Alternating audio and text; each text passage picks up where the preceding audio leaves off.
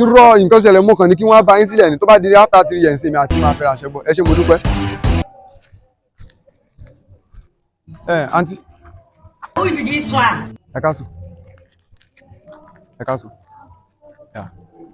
Ibo lẹ wá ń lọ nínú oòrùn iṣẹ́ rí oòrùn yìí pọ̀ ni.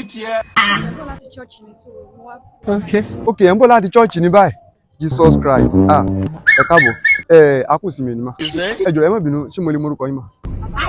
Àbákẹ́.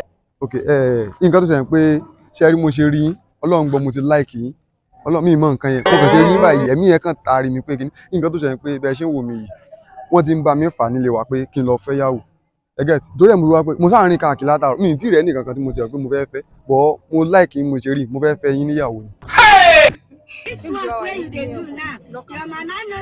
Bẹ́ẹ̀ ṣe máa rí yìí náà èèyàn gbọ́dọ̀ rí bẹ́ẹ̀ ṣe rí náà sí la kọ́mọ̀ ní boyfriend náà ojú bẹ́ẹ̀ ṣe fẹ́ rí ẹ̀ gbọ́dọ̀ mọ́ ní boyfriend bẹ́ẹ̀ ṣe wáyé mo kàn fẹ́ kí mi àti kákàjọ wà náà ni.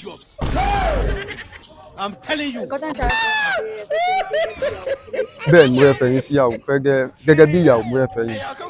Mo mọ̀ fún possible kẹ́ ẹ ti ní boyfriend ẹ ti ẹ̀ chẹ́ẹ̀kì mi wò kémi àti nǹkan tẹ̀jọ wà láàrin bí ọjọ́ mélòó kan tábà tẹ̀ wà bẹ́ẹ̀ bí ọ̀sẹ̀ mẹ́ta mẹ́rin kan ẹ fi mọ orí èèyàn tí mo jẹ́ tí n bá jẹ́yàn dáadáa ẹ máa wà pẹ̀lú mi tí wọ́n tí n bá jẹ́yàn tí ò dáa no wàlẹ́ ògùn rè máa náà sí nǹkan tó ń gbẹ fún mi nọ́mbà yín.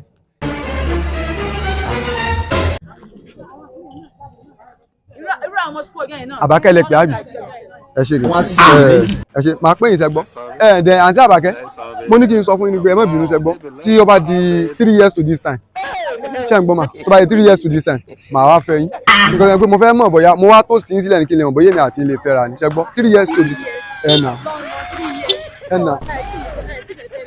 irọ́ nǹkan ṣẹlẹ̀ mọ́ kàn ní kí wọ́n bá yín sílẹ̀ ní tó bá di after 3 years mi àti máa fẹ́ra ṣẹ́gbọ́ ẹ ṣé mo dúpẹ́. múra ń tọ́ bá fi pàdé Ọlọ́run bí yàn bá pálapàla tó ń ṣe ikú wàláhì orí ìburú ni fún un láyé àtàlìkìyàmà.